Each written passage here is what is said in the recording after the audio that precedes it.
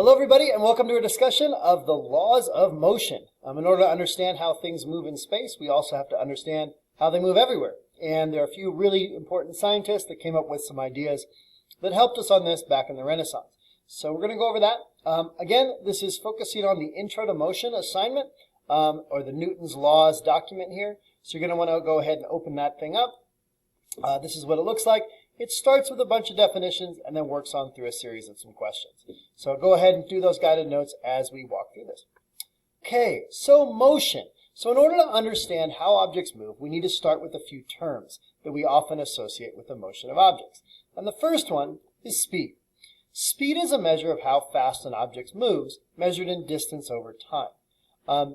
It's not really a term we use all that much in physics. We have an upgraded term, which I'll get to in just a second. But speed is a good place to start. And it's how far an object goes in a certain amount of time. Now, we in the U.S. are used to measuring this in miles per hour. But generally, when we're talking in terms of science, we work in terms of meters per second, or m over s.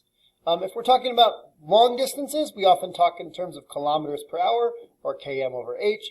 Sometimes we'll talk about kilometers per second, depending on how fast the object is moving. But these are all ways to measure distance over time. So just like miles per hour, meters per second, kilometers per hour. And speed generally is represented by the letter S, although generally we don't use speed. Speed is usually replaced by velocity, kind of the upgrade to speed. And this is a term that we use all the time when talking about the motion of objects. And velocity is speed in a specific direction, and it's represented by the variable lowercase v. Again, not a capital V, and that's going to matter as we go forward, but it's a lowercase v. It too is measured in distance over time, so you could measure velocity in miles per hour. Typically, again, we're going to see it in either meters per second or kilometers per hour, or in rare cases, kilometers per second. But that's velocity. V, kind of the upgrade to speed because it also talks about direction. The other big one we need to talk about is mass. Mass is a measure of how much stuff is inside an object, or how much material is inside it. It's sort of how heavy it is, but really importantly not the same thing as weight. And we'll get to that in just a minute. But mass is represented by lowercase m. Again, not an uppercase m. Those of you who are familiar with chemistry know we typically reserve an uppercase m for measuring moles. But again, mass measured in m. The SI unit is kilograms or kg. So generally that's what we're going to talk about, especially in astronomy, where the masses tend to be very large. But you can also measure mass in grams or centigrams or decagrams or whatever. But kilograms is generally what we'll work with. Acceleration is an incredibly important concept, and it's one that maybe isn't quite as intuitive as velocity. But an acceleration is a measure in any change in velocity, and it's represented by the letter A. Again, a lowercase letter. And it's recorded in distance over time squared. So usually we'll go with meters per second, or meters per second squared. Again, this could be kilometers per hour squared if we wanted. Usually we talk in these terms. You might not be familiar with acceleration. You're wondering, what do we measure it in the standard system? And often we'll talk about the power of a car, saying that car can go 0 to 60 in 3 seconds. Well, you're really saying 0 miles per hour to 60 miles per hour in 3 seconds. And there is that time thing on the bottom in hours. So you're saying 0 to 60 miles per hour per second. So it's again coming back to this idea of distance over time times time. So again, meters per second squared is how we measure acceleration. So let's talk a little about how objects move. So this little green ball here just moved at a constant velocity. It didn't speed up, it didn't slow down, it didn't change direction. It moved at the same rate. So this is a constant velocity. Again, an acceleration is any change in velocity. This green ball here is speeding up as it moves across the screen. So therefore, it's accelerating. Now, you might not be interested in saying this is an acceleration, but it is. Remember, our definition is any change in velocity. That green ball slowed down or decelerated. And a deceleration is a type of acceleration. It's a decrease in velocity. And so that works too. So any change in velocity is an acceleration. Realize, though, that an object doesn't have to change its speed in order to change its velocity. Remember, velocity is speed in a direction. So this green ball here could move the same rate, but never change its speed but it still changes its velocity or accelerates. So as this green ball turns, it is accelerating because it's changing its direction. That's different than changing speed, but it's still a change in velocity, so therefore an acceleration. So this ball here that's moving at a constant rate around in a circle is always accelerating. It's not speeding up or slowing down, but it's always changing direction. Hence, it's always accelerating. When you think about orbits, like the orbit of the moon around the Earth or the Earth around the sun, these objects are accelerating because we are moving in an ever-changing direction in order to go in a circle and not a straight line. Early astronomers thought it was the nature of objects to move on Earth in straight lines, but in the heavens in circles. And it wasn't until we got to Galileo and Newton that we sort of resolved all this. Finally, our last term is a force. And a force is anything that causes an object to accelerate. Again, to speed up, to slow down, or change its direction. We measure force in newtons. So this guy pulling on this box caused it to go from nothing to something. That's an acceleration. Same thing with the guy pushing it. And here, little baby Yoda or Grogu or Gogurt or wherever his name is, using the force, he can cause objects to change their motion too. Star Wars is actually pretty darn good in terms of forces. Mostly what the force does is allow you to move things, and that's what a force is. It allows you to change the motion of objects. It's measured in kilogram meters per second squared, but again, really we just abbreviate this with a capital N for newtons. Incidentally, weight is a force. You can imagine this, if I were to push you up against a wall, that's a force, and you would certainly feel that with me shoving you up against a wall. Well, if I stood on you, made you lie down and stood on you, you'd feel that too. That makes sense, that it's a force, that me pushing you down is a force as well. So how much you weigh, measured in the metric system, is not really measured in kilograms, it's measured in newtons. And it depends not only on your mass, but also what object you're on. If you're on the Earth, you weigh more than you do on the moon. Not because your mass changes, but that force pulling you down does. So forces, again, really important, and weight is an example of a force. Okay, so let's talk about these giant discoveries that were made by these two prominent physicists. As you remember, hopefully from our last unit, Galileo, towards the end of his career, was put under house arrest for thinking about the Earth going around the sun a little too much. And so what he ended up focusing on for the last bit of his career was gravity, here on Earth, not in the heavens. He didn't believe it applied to the heavens. It wasn't until we got to Kepler and Newton that we started talking about gravity and objects in space. But let's start with gravity here on Earth. Aristotle proposed, years before Galileo, that objects fell at different rates based on their mass, or based on how heavy they were. And this is somewhat intuitive. If I drop a piece of paper and a pen, the pen falls faster than the piece of paper. But this isn't entirely true. The mass isn't what determines the rate at which something falls. Galileo in 1589 discovered that objects accelerate towards the Earth at a constant acceleration regardless of their own mass. Any two objects will speed up as they fall towards the Earth at the same rate. In other words, they change velocity at a constant rate. So this doesn't mean everything falls at the same speed. They speed up, right? They're accelerating as they fall to the Earth.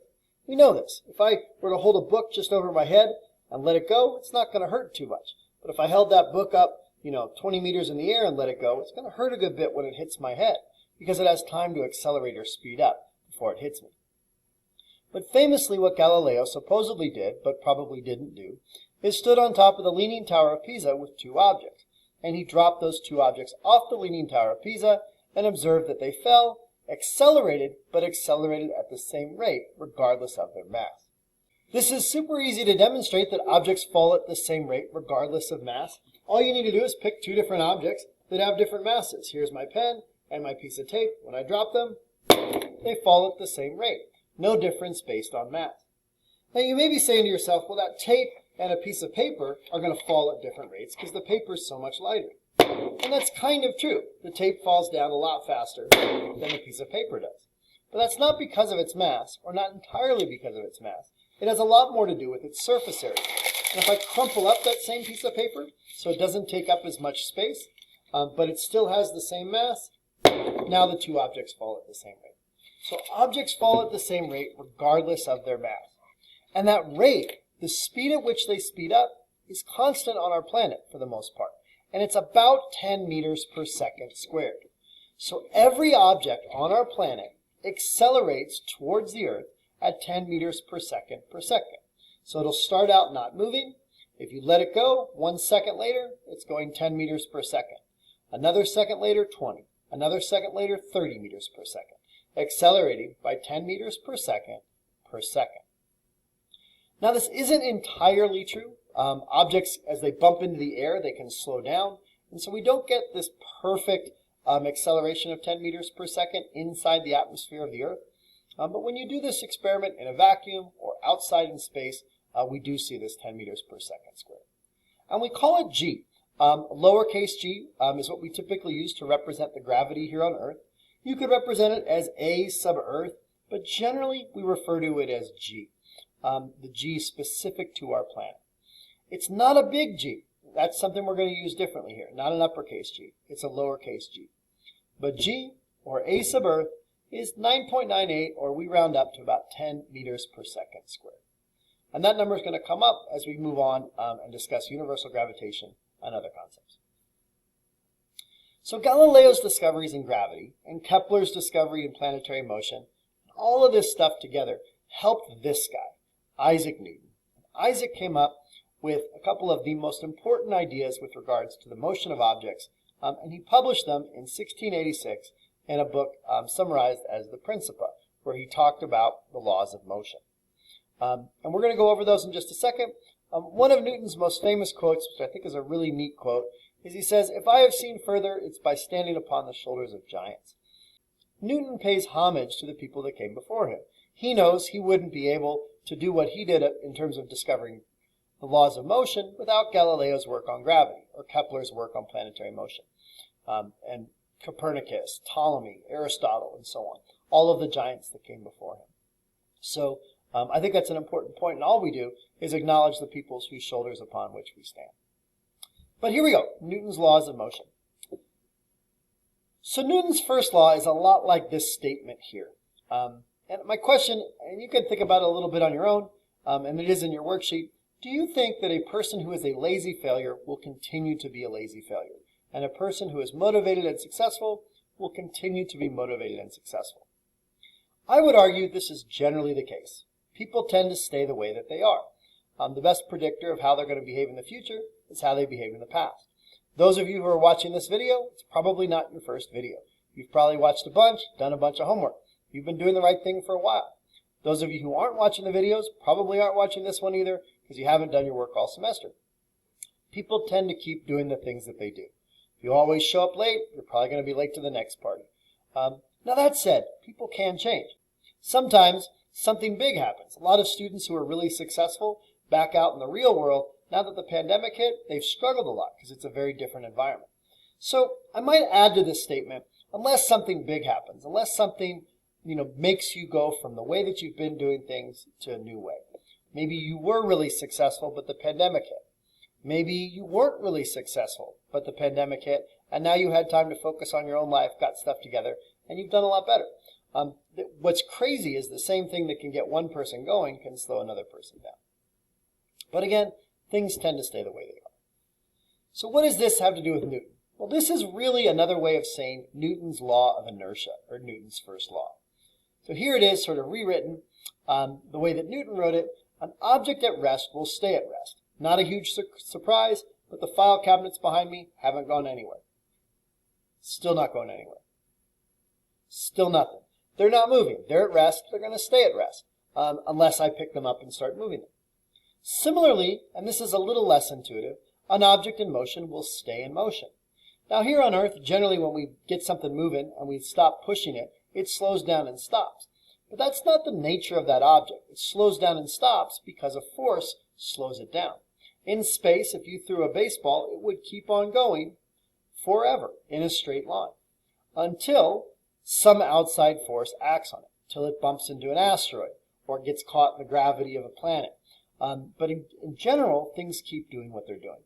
Unless outside forces act on them, objects keep doing what they're doing. And this is important when we talk about the motion of planets because there aren't a ton of forces out there slowing things down or speeding things up. Really, we're working with gravity and a few other things on a large scale.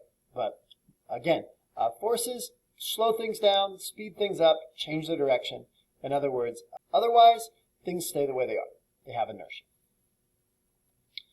So, Newton's second law. Imagine, if you will, a couple of different options.